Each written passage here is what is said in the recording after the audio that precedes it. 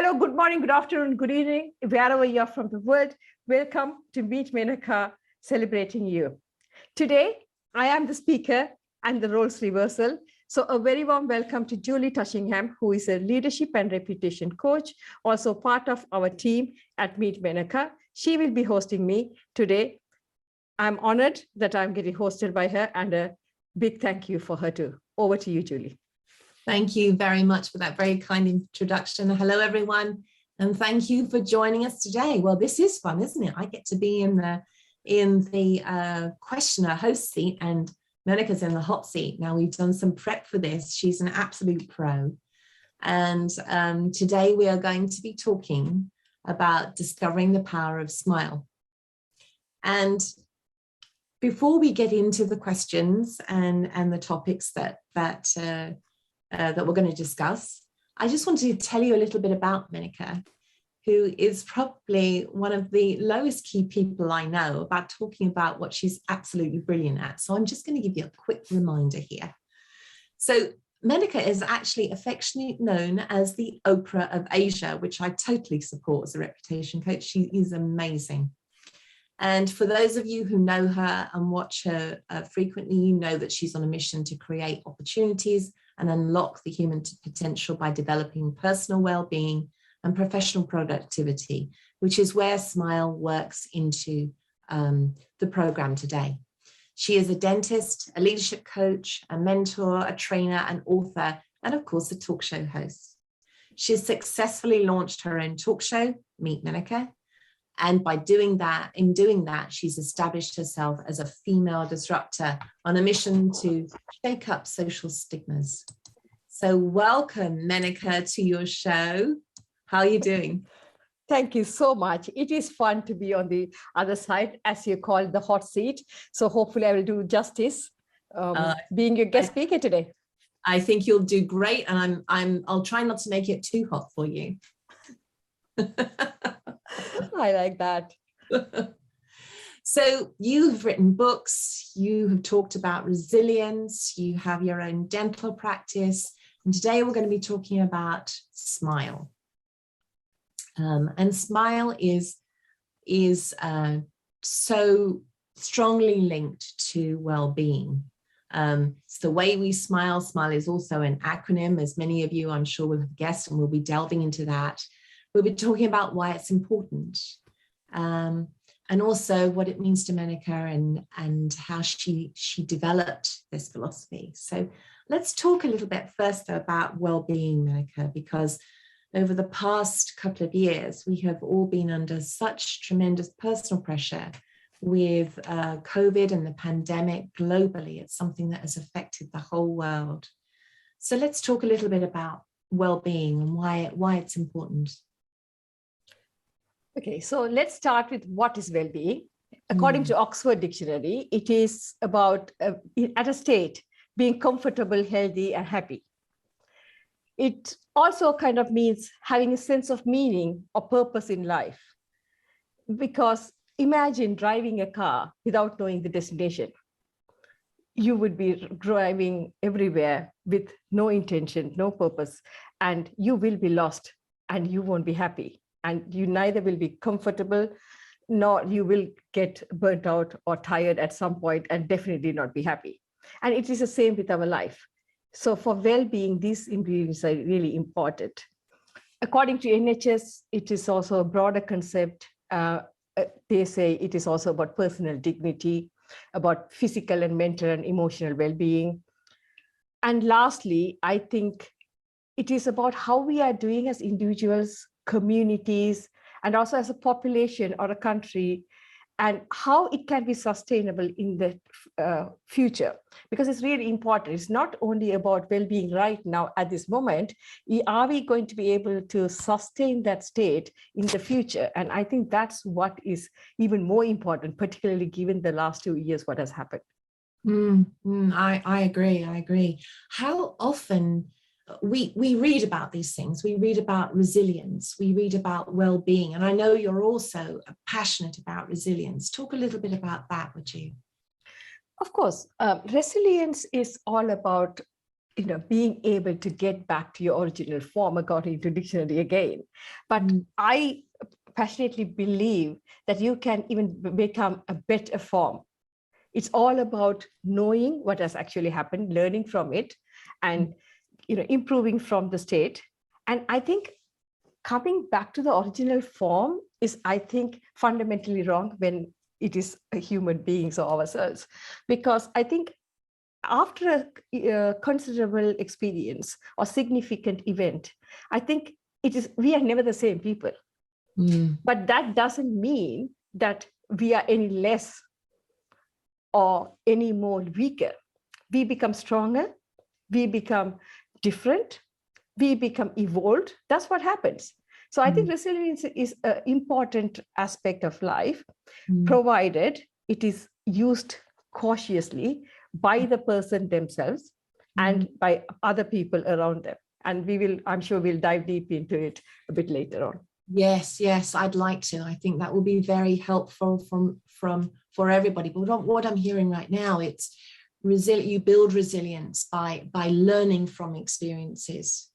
Exactly, absolutely. That's the reason my book is called Resilience Learned, because it's like any other skill. It is a skill we can all learn. Every single person can. Yeah, and a lot of people have a problem with moving forward with learning from those experiences instead of expecting to go back like a rubber band almost to how they were before. Would you agree with that? Yes, I think it's because we see them as failures. We see them as weaknesses. I think John Maxwell speaks popularly about failing forward. And I think it's a very important concept, because we have to embrace failure, and we have to teach children, adolescents, young adults, and remind ourselves as adults, it's okay to fail. And I think it all starts from there.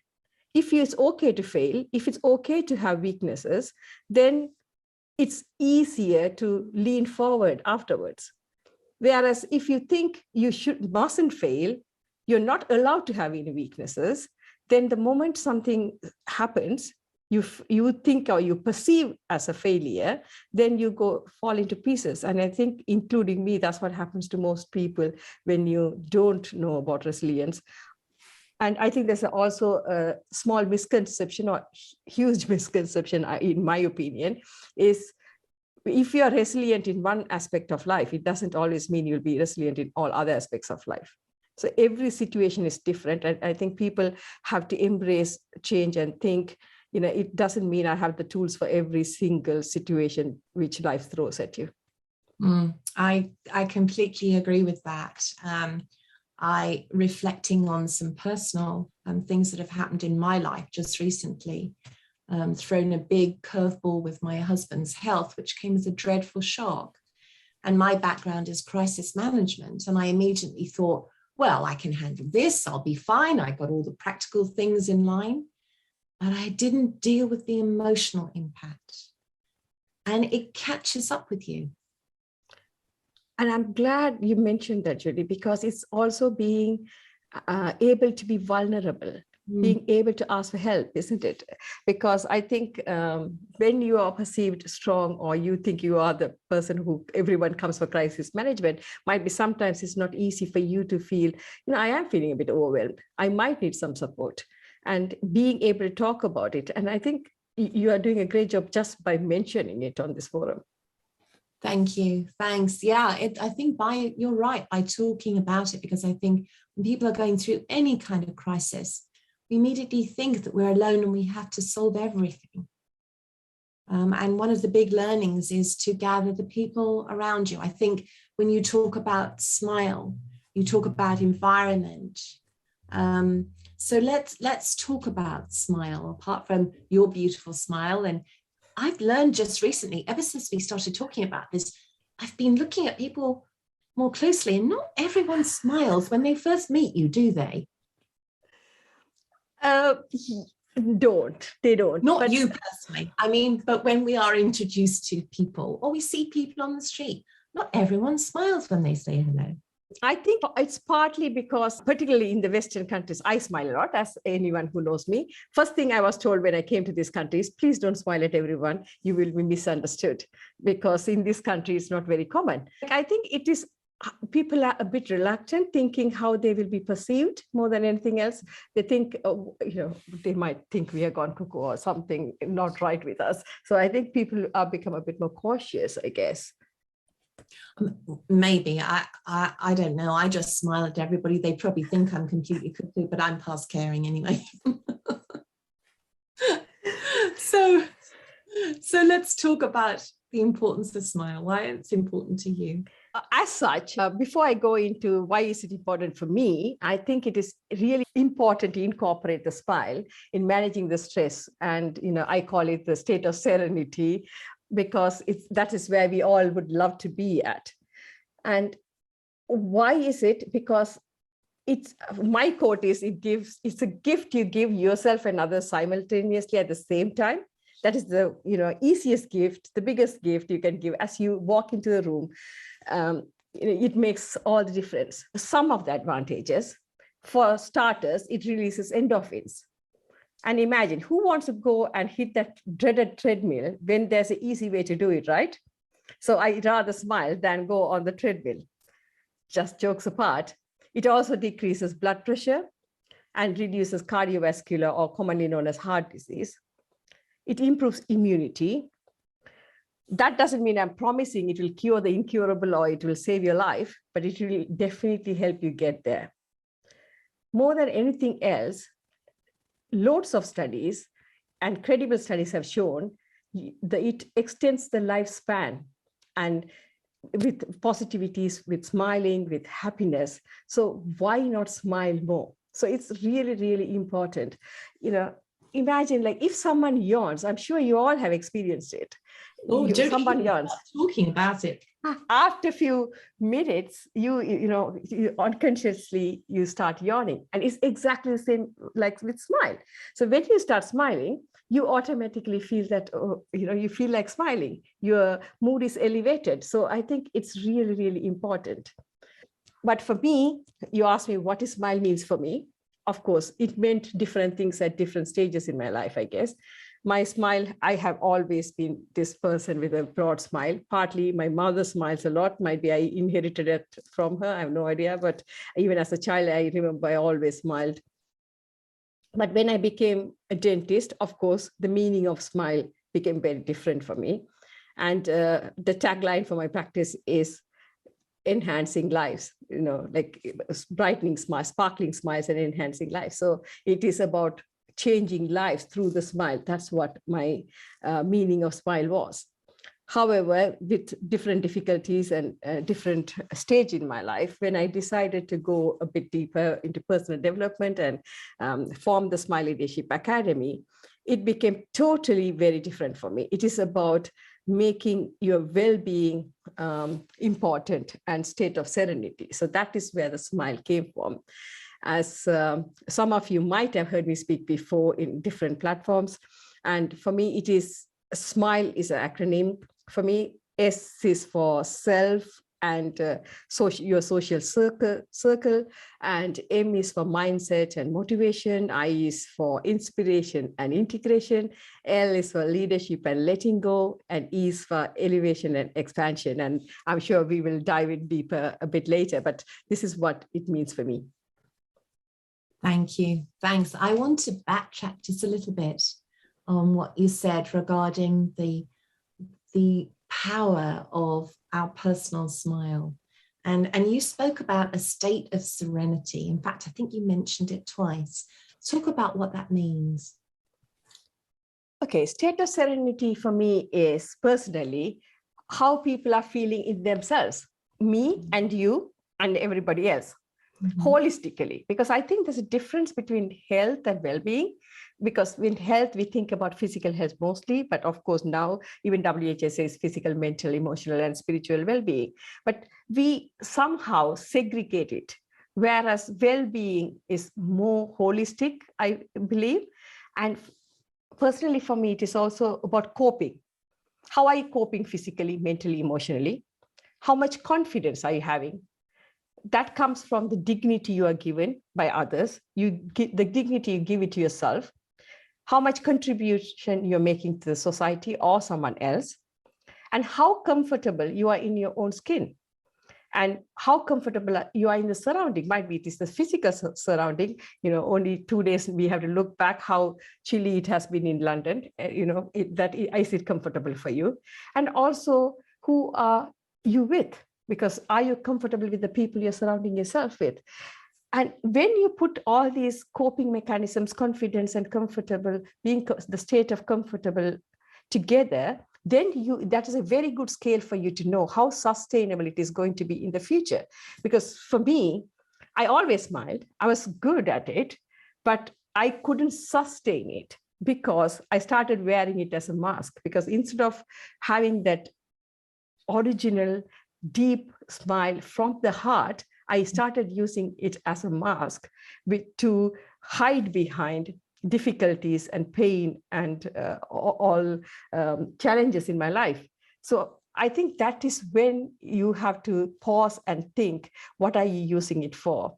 And people say, people can always see you smiling, but people who know you really well or care about, we can see the pain behind your smile.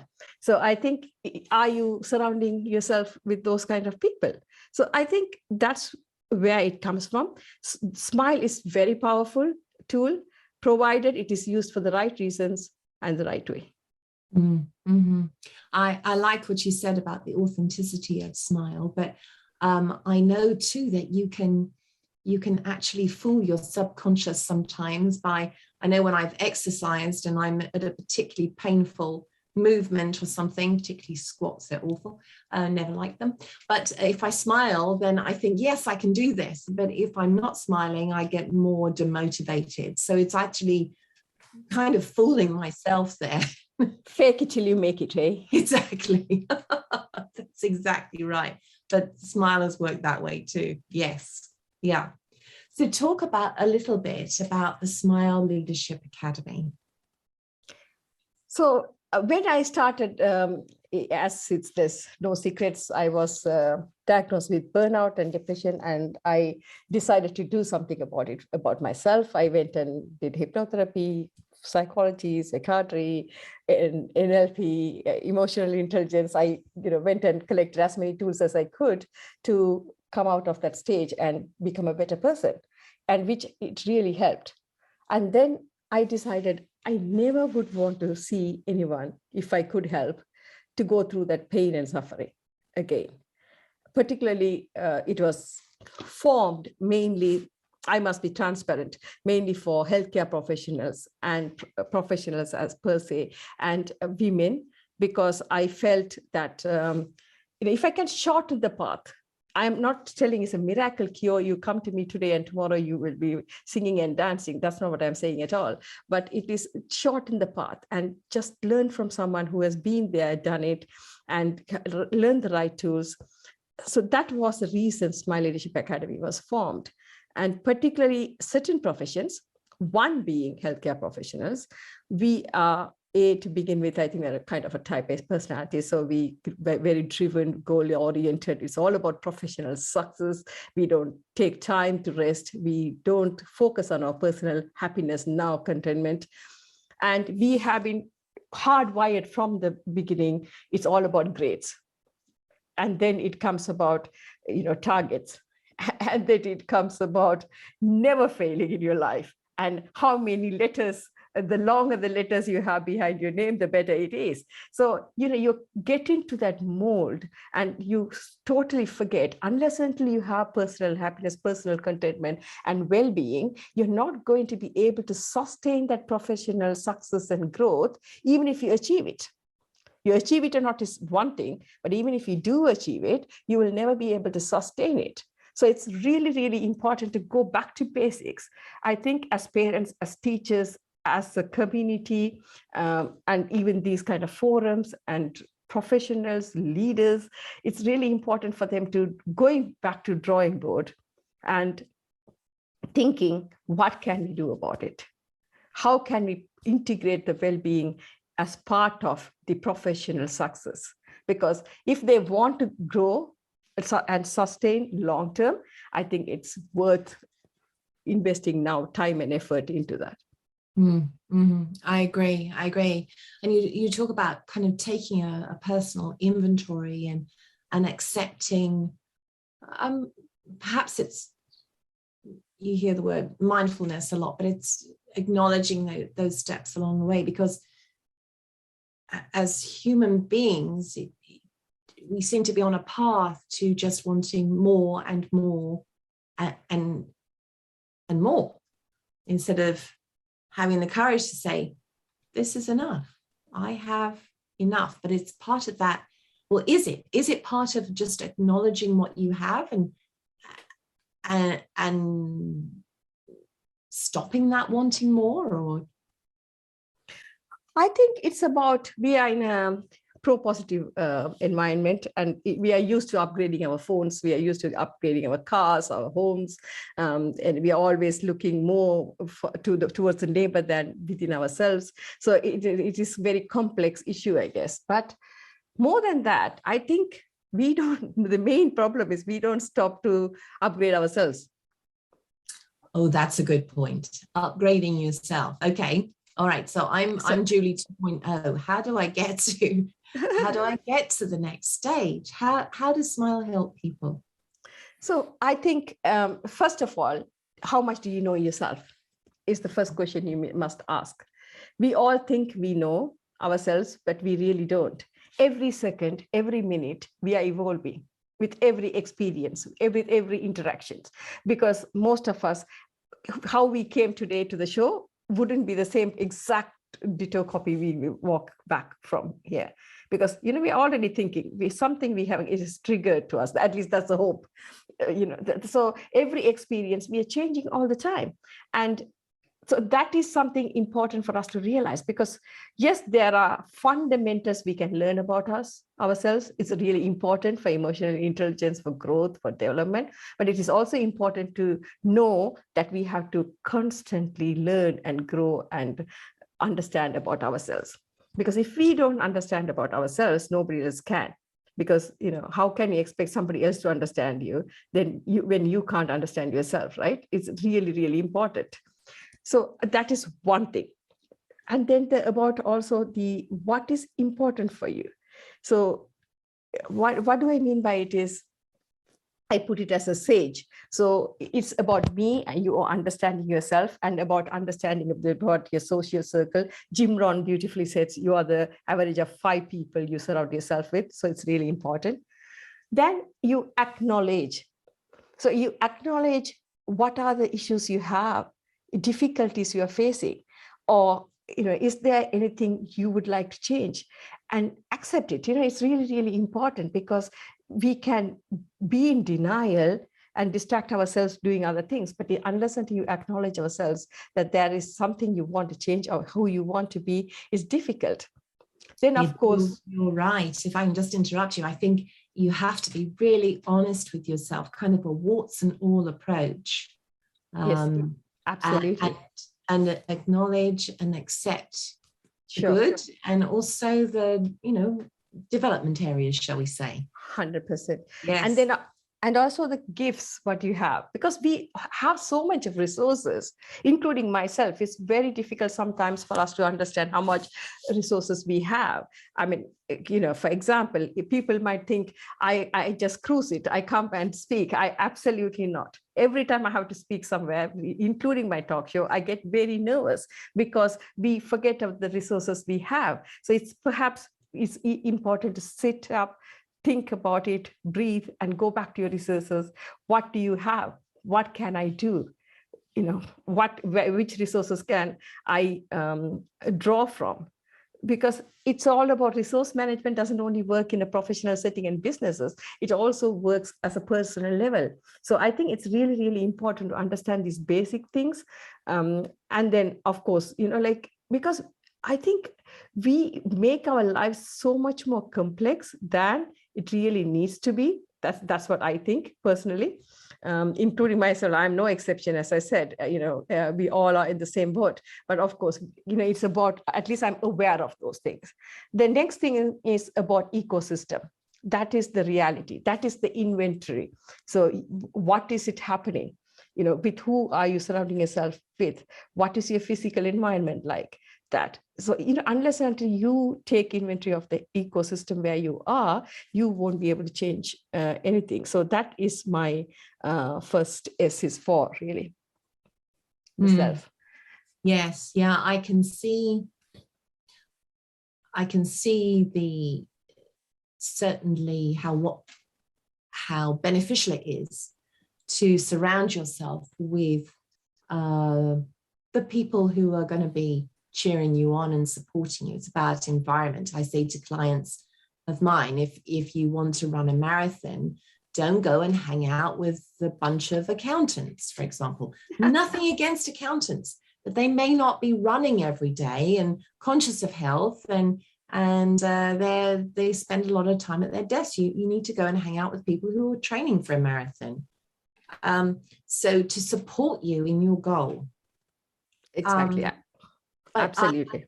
I think you touch on a very special point there, is that so often we can only rely on the environment to get us through. And you mentioned, we've talked a bit about being honest with yourself and looking at the good, and the good is sometimes easier to spot than the bad, depending on the kind of person you are. How important is it to work with a professional to do this? I think it is absolutely mandatory. There's no two ways about it, because exactly like you said, if you want to run a marathon, don't hang out with the accountant's audit. I must say that I've got nothing against accountants here. It's the first one that came to mind, really. And I know a couple of accountants who are sitting and smiling there. So I couldn't live without mine. So yeah, but I think it is about going to the right people, to the right things, because everyone wants, at least I believe, people who, when they impart their knowledge and give you advice, they're telling you the right thing. But how much do they know about that particular thing? So, that is why it is important. And I think in this, I must say two things.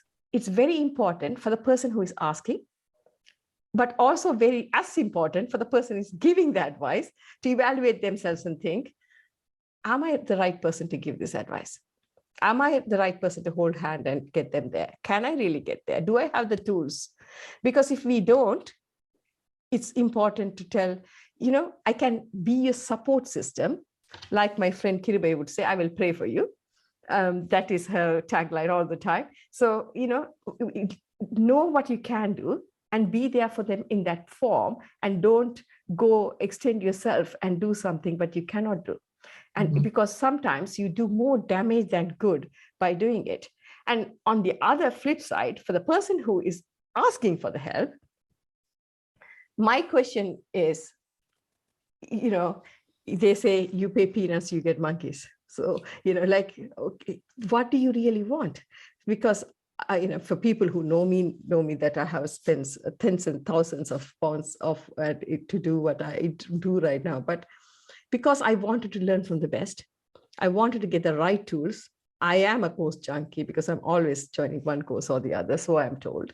And it is also important to know which person I must go to. So I would divide into two sections, macro and micro, because I have gone and I still go to these world leaders to learn things sometimes.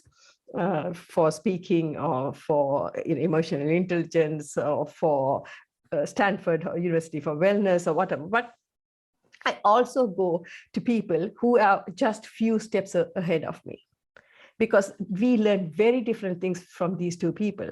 From people who have already achieved so much, they will give you that goal where you are, the long-term goal where you have to reach and how you can do it, and gives you, but it also can give you a bit of imposter syndrome, like how can you ever reach there? This is like, they're too big. So that is where the role of the person, the micro person, comes, because they will help you hold your hand and get you step by step. I think that is such a great point. You are absolutely spot on with that, because sometimes when you are trying to, and I'll liken this to tennis, because I know when I was learning to play tennis, I always wanted to play up. So I would play better opponents, and that would raise my game. Sometimes when you're raising your game, it can be kind of intimidating to be surrounded by very successful people. I think having the support system of people who care about you and your well-being around you at the micro level you're absolutely right, just spot on to kind of keep you on track. But the other thing too, when you're looking for that expert input, is those people who you may retain to help you, they are there just for you, to bring out the best in you with no other agenda. They're independent. Whereas I know if I go and talk to maybe my best friend about something I'm battling with or trying to work out, she may then go ahead and share her experience, and the whole point is lost and we never find a solution. So I think too, it's important that those professionals are there to listen. That's their job, right? Sure. Thank you so much. And I think your strategy is perfect, because they say if you are the best person in the room, it's time to change the room. So that's what you have done with your tennis, which is perfect. But it's also, I heard it, as you know, that I think I heard it mean the best people to hang around is who are happier for yourself than yourself. And I am blessed to be around people like that, who are friends and family, because it's really, really important. They have no hidden agenda. They just want to be happy for me, for doing what I want to do. And they always want to encourage me to be better, do better, become better. And I think it is really, really important to surround yourself with people. They are your true friends who are going to be happier for you than yourself, for your successes, for your growth. I think that's wonderful. And you attract those people because that's who you are too. You are that friend to them. Thank you so much. So yeah, that is truly a gift, truly a gift. Going back to SMILE and the qualities of the acronym, how has it, talk a little bit about how it's helped you, Menaca? Okay, so the first thing I wanted to say is about the first self-awareness bit is look outside and you will see yourself. Look inside and you will find yourself. It's a quote by Drew Gerald, it's not mine. But it's so important to know where you are, who you are, what you are, how are you. But most importantly, important thing is to know why you are. What does that mean is what is important for you. So I think that is the most important thing. What is the most important thing? So think about it. Last week, what was that? What is it that you did something where you engaged 100%? You were so happy. We tell time flies when we are having fun. Which was that activity you did? With whom were you there? What kind of surrounding you were in? So because if you know that, that is your motivation factor, right? Because it is so important to be motivated when you do what you love. And I think that's all it is. We make it very, very difficult. And for me, it is M is for it's mindset motivation, but it is also for me micro steps for basically daily habits, small steps, what you can do every single day. And I tell about mindfulness, because to understand where we have been happy, we have to be mindful of every experience and every event, because if we are not, we are just passing by without even realizing, not pausing. How will we ever know? We won't, we won't pause to have that experience. Then it is about inscription. It's about writing down every single day, because you can go back and see those things, or you even that day you can think, oh, this is something I really truly enjoyed, because that will give an insight to you. And then also about navigating through, it's about reflection, isn't it? We can look back, because we are always in a hurry to move forward. Like, perfect timing now, because it's New Year comes, New Year resolutions. Nobody wants to look back. It's all about looking forward, wipe the slate clean and go back. But unless you stop, look back and understand what happened, what you wanted, what you have learned, you cannot leap forward. So it's really, really important. And for me, and D is for direction. You need to know, have some kind of clarity what you want in your life. So for all that, I think it is about every day what you do. So for me, I write what is important for that particular day. What is that one thing you want to do for that day? It doesn't have to be 5 things, 10 things. I used to be that person. The longer the list, the better it was, but not anymore. But at least one purpose every single day. It doesn't have to be big. Some days it is very hard to find that purpose. And some days it can be just, I just want to be peaceful today. That's all you want. Or just want to chill. That is complete honesty. I have had days when I have wanted to be, I just want to be peaceful. I just want quiet stillness. And I almost feel guilty after an hour that I got it.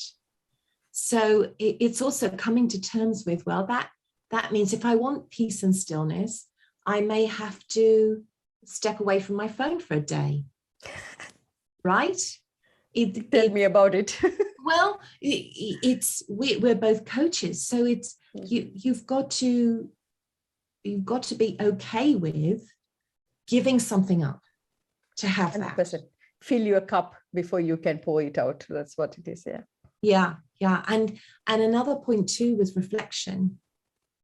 You talk a lot about reflection, and I 100% agree with you that it's very, very important to reflect and learn and take on board and take forward what you've learned. 100%. But not everyone has that mindset that reflection is good, because the word should comes in a lot. Do you find that? I should have done that. When they look back, I wish I'd done that. I should have done that. And that's almost like beating yourself up for not doing something. So this is what I tell in my coaching sessions, and I'm happy to share that, because instead of should, must is better word for should for sure, but even better, for example, I can say, oh my God, I should do this talk. I must do this talk, which almost gives me no other options, which put me in a state of stress. Instead of that, I can say, I have the opportunity to do it. I could do it. I'm in a way, I am thinking it's a blessing to do it. And I think that switches immediately. That's what I have been trying to do. Yeah, I like that. What other practices do you do then that you could share? Sure. And also, I think I really believe in law of attraction. I know a lot of science-based people are sitting there, and you might not agree with me. That's okay to agree to disagree sometimes. But I do believe, because it is, there's a good book called Brain. I would highly recommend for people to read it. And it is about, so if we think we are the sum of all the experiences what we have had so far, why not we can't believe that, the brain doesn't know the difference. The good thing is the brain doesn't know the difference between having the real experience or imaginary experience. So if you think imaginary experience, if you make it feel like real, what happens is it's fake it till you make it kind of thing. But that is a very superficial, and I think it is being kind of abused. But real thing is, you truly believe, be clear what you want, and of course, put the practice towards it. It's not that you sit, sleep on the couch and things are going to happen. But, that is one thing. And also, I think, eliminate stuff from you, like limiting thoughts. And so the thing, I used to always say something like this. Whenever I did something wrong, I would say, how stupid I am. It became just a habit. So until someone pointed out to me, do you realize what you're saying? And I immediately, it's the inventory. And then I said, yeah, I actually do an acronym called LAUGH. So in one part of letting go is Ellie's language. So it is important. So I immediately said, okay, being silly is a slightly more better, or I messed up is even better. I messed up, I could do better is a step ahead. So it is about catching them, being aware of them, accepting them, acknowledging them, and then replacing them with something else. And of course, it won't come easy. You might fall back into the same patterns, but then at least you're aware, and it becomes more and more easy as you do it every time. That is another thing I think which really helped me. Very good points, because I think too with we live in a what I like to call like a 2-year-old society, whereas at 2 years old we wanted immediate gratification, and the world has evolved to almost provide that. But when you take up a new habit, it takes time. It takes time to embed it, doesn't it?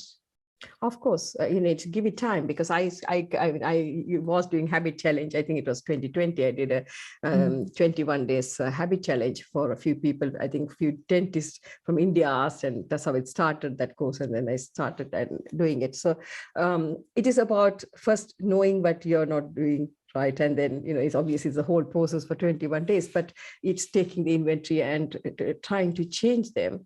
And I think it is as important to celebrate.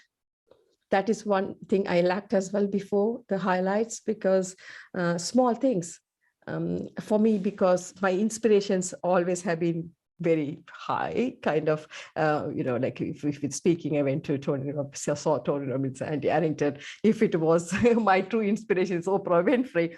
So, it's very easy to get caught up in that. But like one thing I have learned is to celebrate every single thing. So before now, I have, I think, around 440 subscribers on YouTube. By the way, this is the time I am going to request you to subscribe to us, to support to us to grow even more.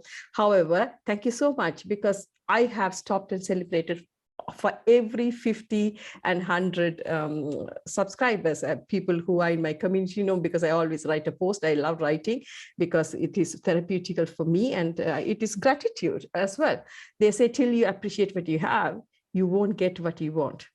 So it is time to celebrate, time to be grateful for each simple successes, simple things which happens in your life. Brilliant. Now, I'm going to ask you how Menaca celebrates, right? How does Menaca celebrate? Go on. Menaca always celebrates. Firstly, cup of coffee with my close friends. Anything chocolatey, everybody knows chocolate. I'm now branded the chocoholic dentist, which is not right, but yeah, it is. So of course, chocolates. I think I am a people person, but I also love time for myself. I am totally into my accessories, like bags and shoes and any other girl in town. So I go shopping, celebrate. It doesn't have to be a major thing.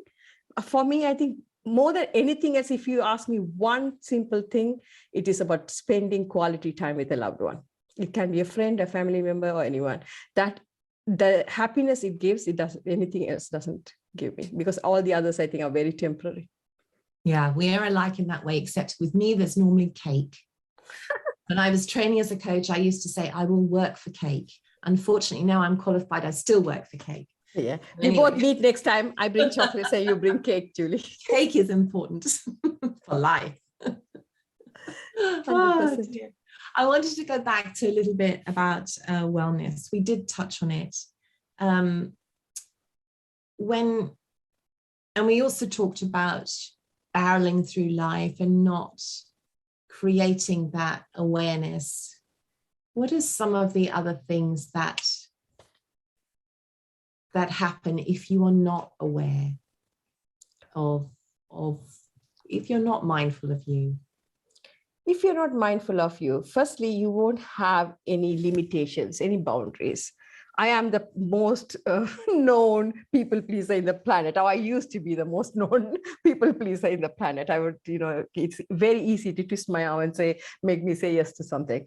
But you have to understand, because I think we also come from a culture where we are taught, it is impolite to say no. So I think it is something for you to learn, for all of us.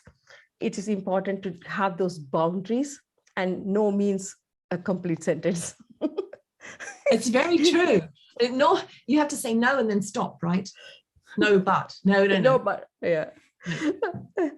So, you don't owe any excuses or any explanations to anyone. If you can't do it, you cannot do, and you say just no. And I'm still work in progress in that area. I won't say I mastered it. No, all my friends and people who are close to me know they still get away with it with me. And so that is one thing. I think those boundaries are really, really important. The most important thing is to know what makes you stressed out. So like you take the inventory for being happy, it's also important to take the inventory of what is not making you happy. Like you can get distressed, you can get stressed, you can be, in my case, it was like, it led to burnout, depression, distress. But before that, there are so many warning signs. I think it is Oprah Winfrey who speaks about it. They put a stone in your head, then a brick, and till sometimes, but we still wait till the whole wall collapses on us. So that's what I did. I am hoping I can help other people. Don't wait till that time. So knowing those things and taking those inventories and moving away from it. I always tell for my coaches, my trainees, God has given two legs for you. You're not a tree, just move. If you are not happy with the environment, just, move away from that environment. And I think it's also important, move away, but don't hold grudges. Because don't harbor hatred. Don't keep things and resentment. Just let go of those things, because what is it going to do for you is it's going to stop you from moving forward. You are going to make your journey so much more harder, because the bigger luggage you carry, the more weight you carry, it's going to become difficult. So ask yourself today, actually, today, how many times have you told a kind word to someone? How many times you have smiled at someone? How many times you have decided to love someone instead of hating someone? How many times you have been compassionate instead of being angry with someone? And what I plan to do in the future. So I think it's really, really important. At this point, I have a big request for everyone. From the 30th of November, for 1 month, I am going to be doing a kindness challenge. So it's nothing. It can be just smiling at someone, complimenting someone for their hair, for the bag. For guys, we won't leave you out for your watches, for your jackets, anything. So, or buy a sandwich for a beggar or a person who needs something. The other day, me and my friends were going to afternoon tea. We came back and we had some extra, and I was actually bringing it home because I love my scones. And I saw this homeless man sitting, and think I didn't have any change in my bag. So I just said to him, I'm really sorry, I don't have any change in my bag. Can I give you something to eat? And he said, yes. And I gave all the scones to him and came back. So it's little things like that. So for the whole month of December, starting from 30th of November, I'm going to be doing. So people who are in my community, in my Facebook group, Build Menaca community, or WhatsApp group, you can share with us there what act of kindness you have done. And I know today also the event calendar has started. So, it's a good time. Think about what you want to do. And from 30th of November, from Tuesday, who wants to join us in this kindness movement, let's do it for the month. Let's finish this year on a high, being kind to everybody. What a beautiful thing. I hope everyone will join us, because I'll certainly be part of that. Random acts of kindness. But it's true that when we lift others, we lift ourselves. Absolutely. Yes, I remember when my dear 87-year-old mother recently moved house, and it was a big change for an older lady and a big decision. And she said, I just can't get over the anxiety of moving. And I said, well, you are a wonderful baker. Why don't you bake a cake and share it with neighbors? It never entered her head. She was so locked in with what had happened. She started sharing, made new friends just by doing something kind. It helped her enormously. Yeah. So I love it that you're going to do that for December. Sure. 100%. Very exciting.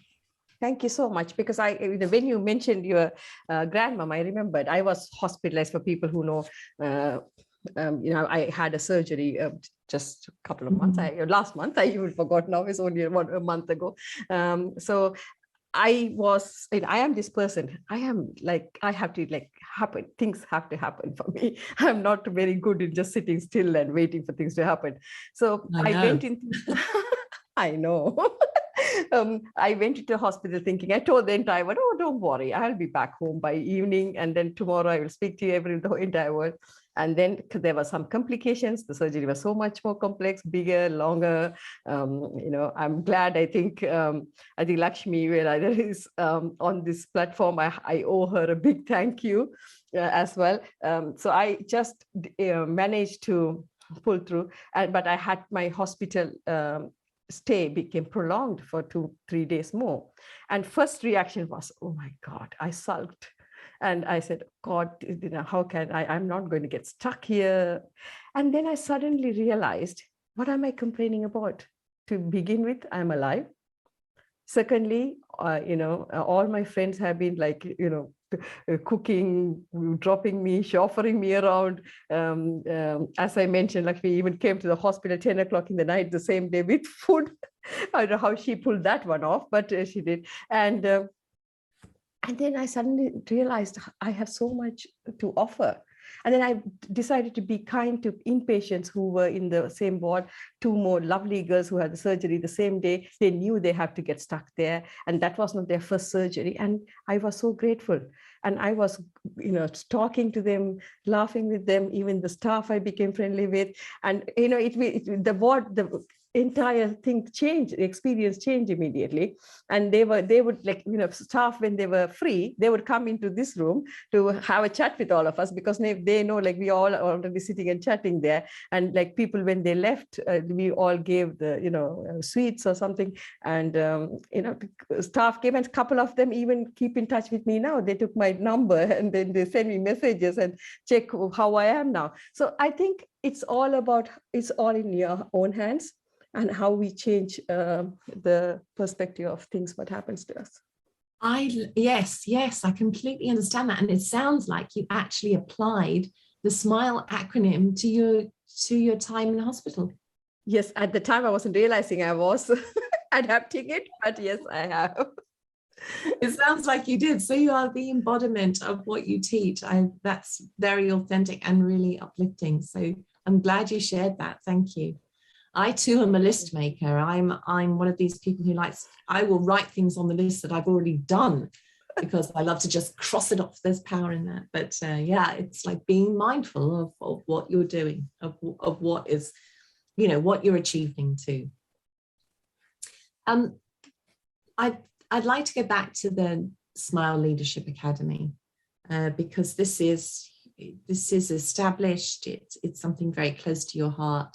I'd like to talk about some of the goals for that, the Leadership Academy. What would you like to see the difference that it would make? I think I call myself a change catalyst. I didn't brand myself first. It was told by my coach to me. I'm a change catalyst, so I embraced it with both arms. And I think that's what I am. I really like to change the way things are. So first thing is about, I would love to establish some, for women particularly, change back home in the Asia, because I am a woman myself. I come from that area, so I know what has to be done. And because it is about giving the belief to someone, anything is possible.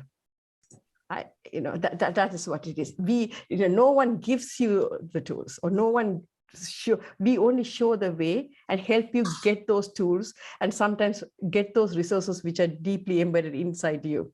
That's what people do. We are not giving you gifts from heaven above. It's not the way it is, but it is giving that belief and supporting them and saying, yes, it can be done.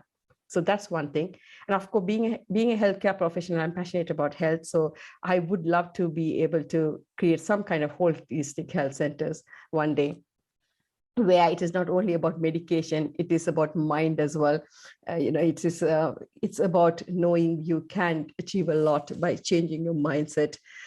Third thing, most important thing, what I am currently doing is about training, really, for professionals. It's about making them understand how important it is to dig deep and learn that personal happiness is fundamental.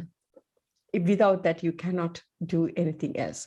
So I talk about well-being, I teach resilience, I teach goal setting, I teach leadership. But for me, all these pieces come in the center of it, for me, is well-being. Because if you don't look after yourself, you can't achieve anything. And even if you do manage to achieve like the way I did before, you won't be able to sustain it long term. So it's really, really important. I think that is the aim.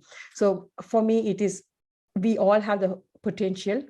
It's about just unlocking it and getting to know it is there. And then of course, nourishing and nurturing it long term. Mm-hmm. Yeah, well said. I know that you have helped people already with the Leadership Academy. Can you talk a little bit about what they've shared with you, that some of their benefits? I find it really hard to say something, but I have achieved, I guess. Okay, I can tell in Cheltenham we did some training, 27 dental nurses, and one of the nurses who said was, I think she did a video, so I did put it on my social media. What she said is she has been coming to that course for 20 years, and she met another girl who was coming for the first time. She said, oh, it will be cold coffee, boring day, but at least you don't have to clean the instruments for the day.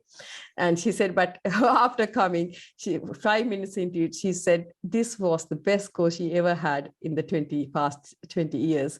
And the organizer also wrote a testimonial for me, and she sent it to me saying she could see the transformations happening right in front of her eyes. And it was, it is being hailed the best course.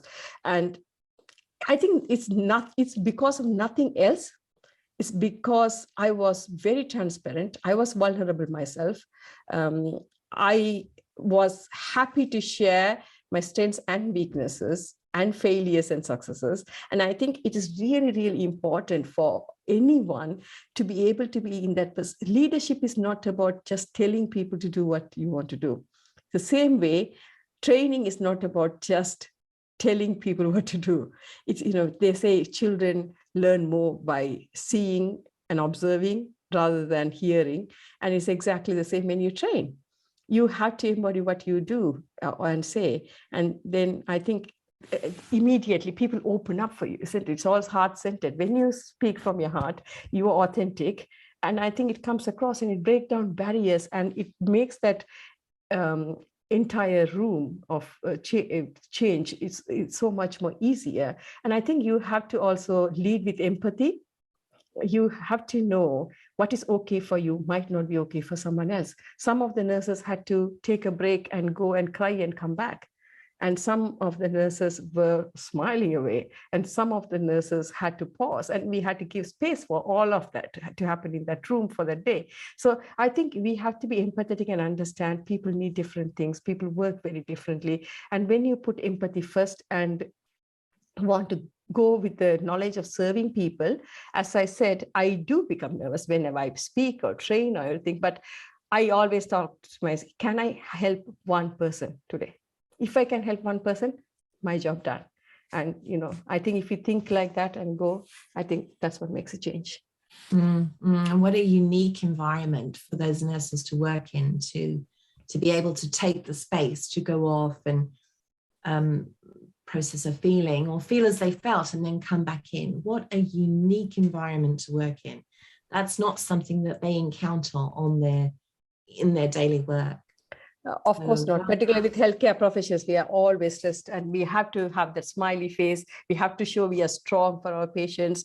The bosses want everybody to tick, tick, tick, and because I am on both sides. I'm a trainer, I'm a dentist, I'm also the owner of the practice. So I have seen all the three sides of it, and it's not easy from any side of it. But it is about putting that time and effort and resources to learn these tools so that you can sustain yourself and make sure your well-being is paramount, and you give that due importance for that. Mm-hmm. Yes, wonderful. Fantastic insights today, Menaca. I have so enjoyed listening to you and hearing about SMILE, and also some wonderful tips and tools on how to get greater insight into yourself and what makes ourselves tick, so that we can create that sense or that serenity for ourselves, but also connect with it. It's simpler than we think. It doesn't have to cost lots of money. It's there to just take the time and reflect. So thank you for being so authentic and being Menaca Loved it and love the opportunity to talk to you. Thank you very much. Thank you so much for hosting me and being so considerate and helpful. You made the journey very easy for me to be speaker today. So thank you so much for that. Oh, it was tremendous fun. I hope you'll invite me back. So here we are at 3:00. I just want to quickly talk about our next speaker, who will be speaking to us about the hidden autistic spectrum disorders amongst us. Fascinating topic. That is Dr. Antin Kanagasabari, and I hope I have not murdered. Dr. Antin Kanagasabari. Thank you very much. Known as Dr. Bala for many years. Yes. So he will be talking about that next week. And then before we leave, just a vote of thanks, please, from Dr. Lachmi.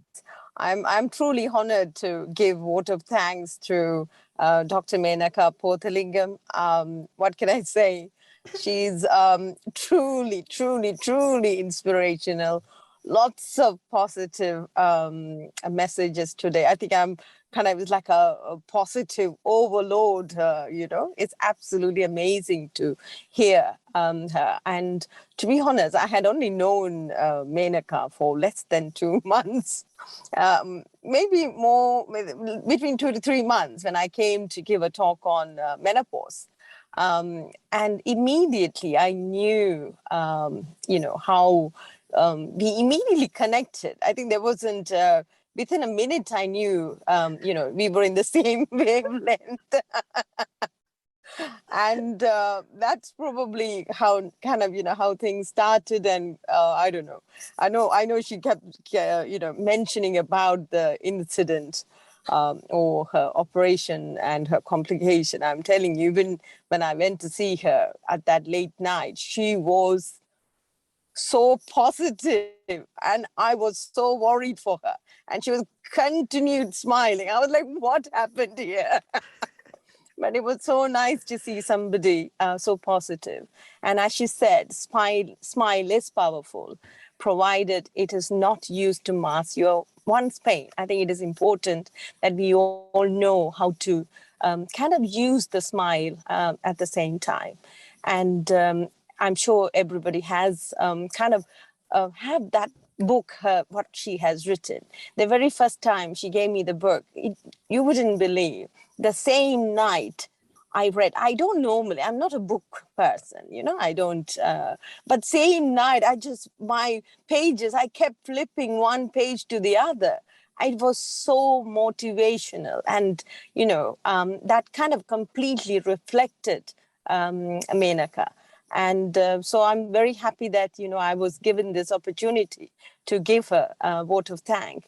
One more thing I wanted to say is, the Smile Academy. I think what she has said, it shortens to the path to improve the professional and the personal success. And it is so important to look after one's own happiness. Because if you're not happy, I truly agree, there is no way you can make the people around you happy.